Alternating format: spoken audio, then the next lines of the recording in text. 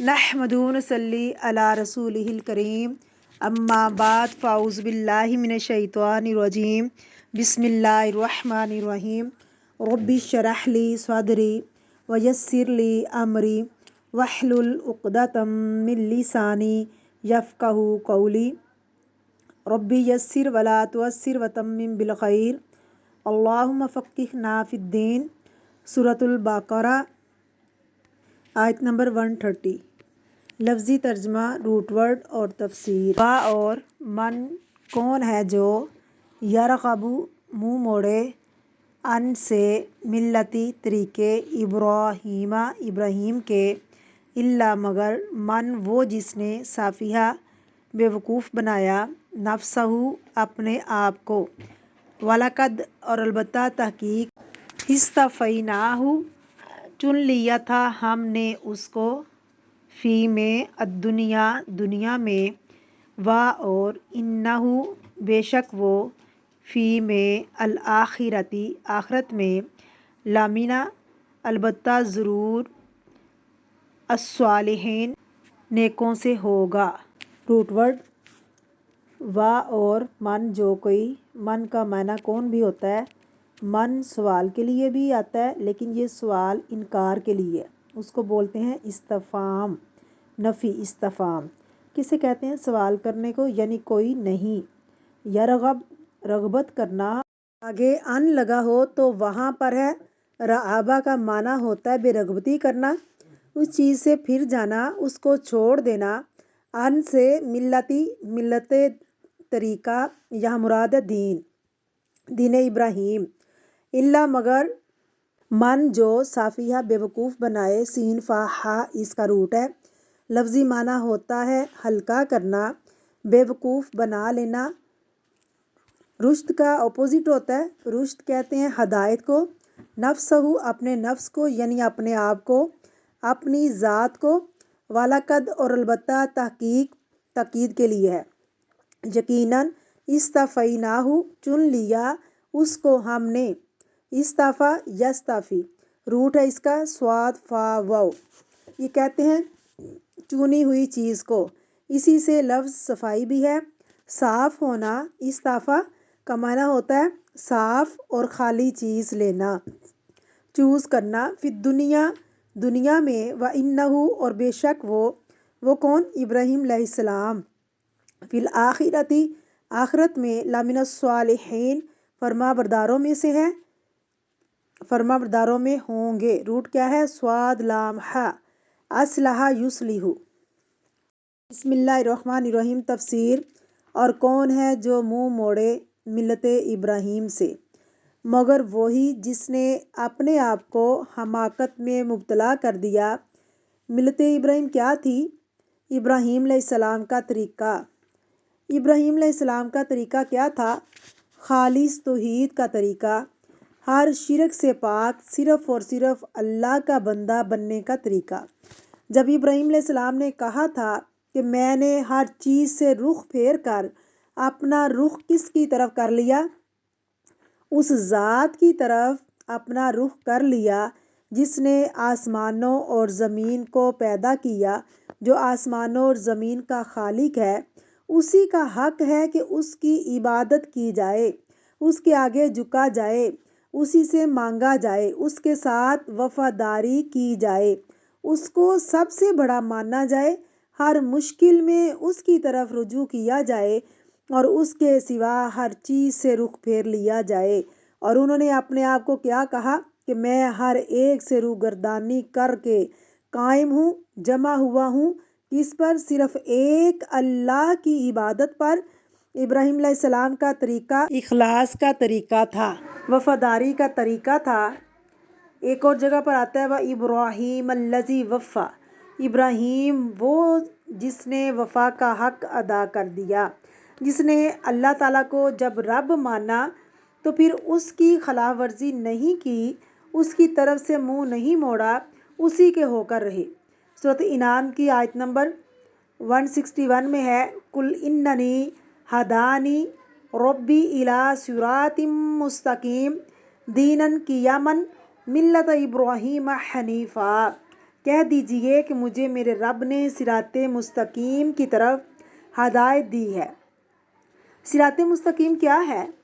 دینن کی یمن، درست دین کیا ہے؟ وہ درست دین ملت ابراہیم، جو ابراہیم علیہ السلام کا طریقہ ہے، حنیفاً جو یکسو تھے، وما کان من المشرکین اور جو مشرکین میں سے نہ تھے۔ نبی صلی اللہ علیہ وسلم کو حکم دیا گیا، ثم اوحینا الیک، پھر ہم نے آپ کی طرف وحی کی کہ تم ملت ابراہیم کی پیروی کرو۔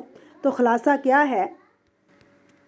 سمجھنے کی بات کیا ہے کہ اللہ نے ابراہیم علیہ السلام کے طریقے کو پسندیدہ قرار دیا، جو اخلاص کا، توحید کا طریقہ تھا، ایک اللہ کی عبادت پر مبنی تھا، اور نبی صلی اللہ علیہ وسلم کو بھی اسی طریقے کی پیروی کرنے کے لیے کہا گیا۔ اسی طریقے کو یہاں درست دین کہا گیا، اسی طریقے کو یہاں صراط مستقیم کہا گیا، دینن کی یمن کہا گیا۔ گویا صراط مستقیم کیا ہے؟ سیدھا راستہ، وہ راستہ جس کی طرف ابراہیم علیہ السلام چلے تھے۔ اور وہ کیا تھا؟ پیچھے آپ نے ابراہیم علیہ السلام کا پورا قصہ پڑھا ہے کہ انہوں نے اپنی پوری قوم کو، ہزاروں لوگوں کو چھوڑ دیا، آگ میں جانا گوارا کیا، اپنے باپ کی سختی برداشت کی، پھر اپنا ملک، اپنا وطن، اپنے رشتہ دار، دوست احباب، سب کچھ چھوڑ دیا۔ تو یہ ابراہیم علیہ السلام کا طریقہ عقل مندی کا طریقہ تھا۔ بظاہر ابراہیم علیہ السلام نے ہر چیز قربان کر دی تھی۔ آگے آپ تفسیر پڑھیں گے کس طرح ابراہیم علیہ السلام کے خلاف پوری قوم نے ایکا کر لیا، بہت بڑی آگ تیار کی گئی اور سب کے سامنے ان کو آگ میں پھینک دیا گیا۔ انہوں نے آگ میں جانا قبول کر لیا، سب کی مخالفت برداشت کر لی، لیکن کیا نہیں چھوڑا؟ توحید کو نہیں چھوڑا، اللہ کی عبادت کو نہیں چھوڑا، اس طریقے کو۔ اللہ نے کون سا طریقہ کہہ رہے ہیں؟ عقل مندی کا طریقہ ہے۔ اس میں میسج کیا ہے؟ اللہ کی خاطر سب کو ناراض کر لو، لیکن لوگوں کو راضی کرنے کے لیے اللہ کو ناراض نہ کرو۔ اگر کوئی اس طریقے کو چھوڑے تو وہ کیا کر رہا ہے؟ الا من صافیہ نفسہ، وہ اپنے آپ کو حماقت میں مبتلا کر رہا ہے، وہ دراصل بے وقوفی کر رہا ہے۔ اور صافیہ جو ہے یہ کیا ہے؟ صافہن کس کا اپوزٹ ہے؟ رشد کا۔ اور رشد کس کو کہتے ہیں؟ ہدایت کو۔ یعنی یہ پھر ایسا کرنا کیا ہے؟ گمراہی ہے، ہدایت سے دور جانا ہے، اور یہ ناسمجھی کا ثبوت دینا ہے۔ اور یہ جو بے وقوفی ہوتی ہے اس کی دو وجوہات ہوتی ہیں، ایک جو ہے عقل کی کمی اور دوسرا علم کی کمی۔ سیدھے راستے سے انسان کب بھٹکتا ہے؟ یا تو علم نہیں ہوتا یا عقل نہیں ہوتی، اپنی بے عقلی کی وجہ سے یا بے علمی کی وجہ سے۔ جو بے علم ہوتا ہے وہ مخالفت نہیں کرتا اس راستے کی، لیکن جو بے علم ہوتا ہے وہ چلتا جاتا ہے ایسے ہی۔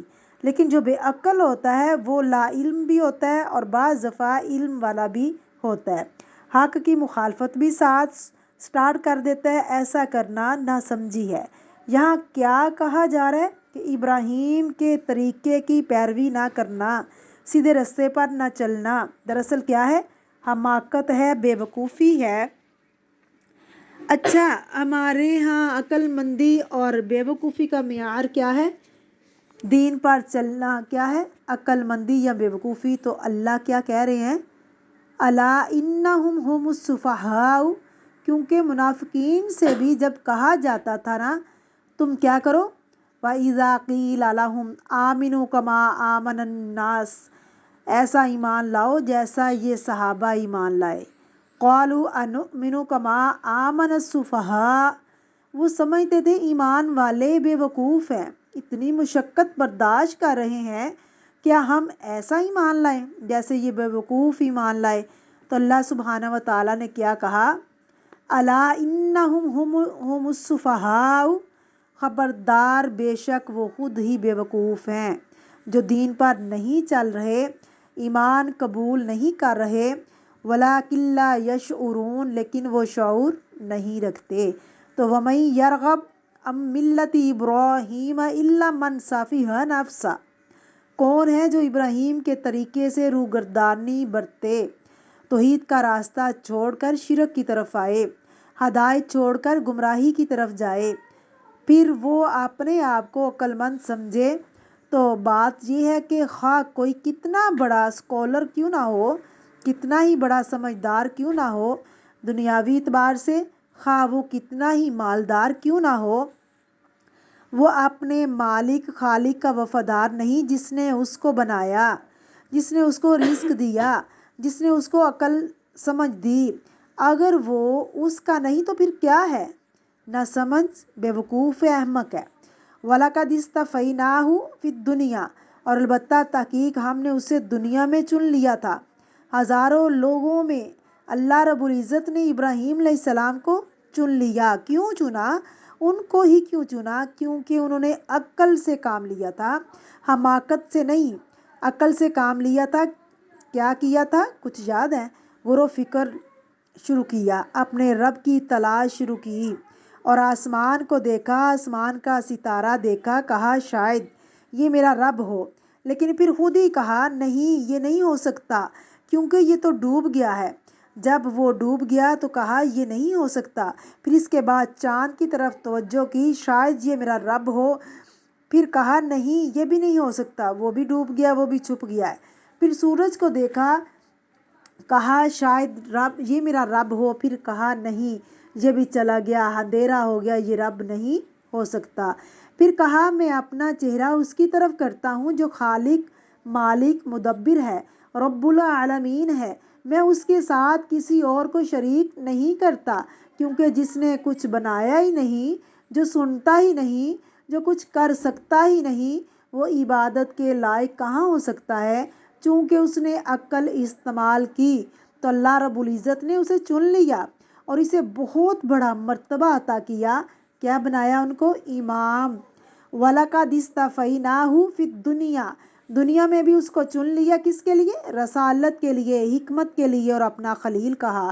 جب ابراہیم علیہ السلام نے سب کو چھوڑ دیا تو اللہ نے اس کو اپنا بنا لیا، یعنی دنیا میں ان پر اتنی رحمتیں نازل ہوئیں، اتنی بلندی نصیب ہوئی، کسی کو اللہ اپنا دوست کہے یہ کوئی معمولی بات نہیں، بہت بڑی بات ہے، لیکن یہ اس کے لیے ہے جو سب کچھ چھوڑ کر اللہ کے لیے بن جائے۔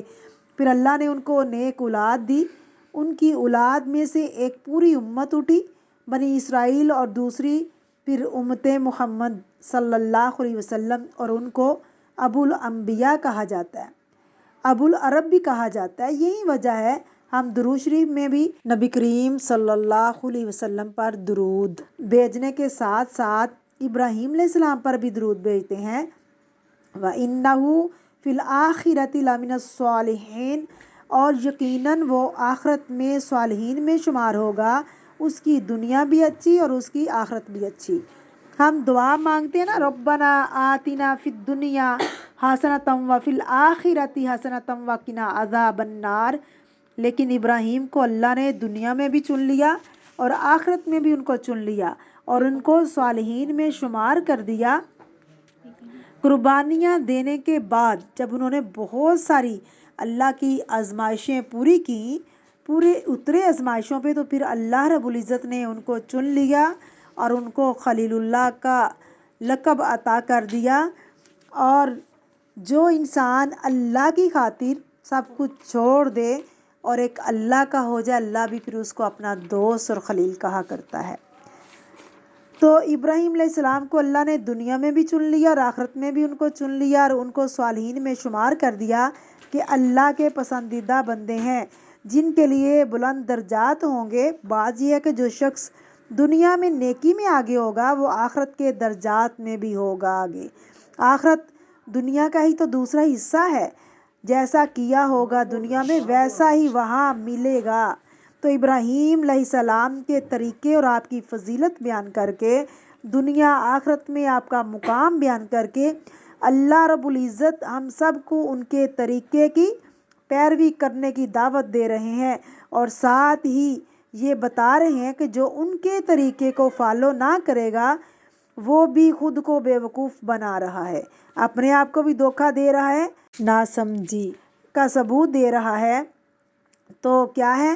وَإِنَّهُ فِي الْآخِرَةِ لَمِنَ الصَّالِحِينَ، اللہ رب العزت فرماتے ہیں یقیناً وہ آخرت میں بھی صالحین میں شمار ہوگا۔ تو ہمارے لیے کیا خلاصہ ہے کہ ہم بھی ابراہیم علیہ السلام کے طریقے پہ چلیں، نبی کریم محمد صلی اللہ علیہ وسلم کی سنتوں کو فالو کریں، اور جو کچھ آپ صلی اللہ علیہ وسلم نے ہمیں بتایا اس پہ عمل کریں، تاکہ ہم بھی صالحین میں ہمارا بھی شمار ہو، آخرت میں بھی اور دنیا کے اندر بھی ہم بھی اللہ کے دوست ہوں، اللہ کے ساتھی بنیں، اور دنیا آخرت کی بلائیاں اللہ ہمیں عطا فرمائے۔ وما علینا الا البلاغ المبین۔ السلام علیکم ورحمۃ اللہ وبرکاتہ۔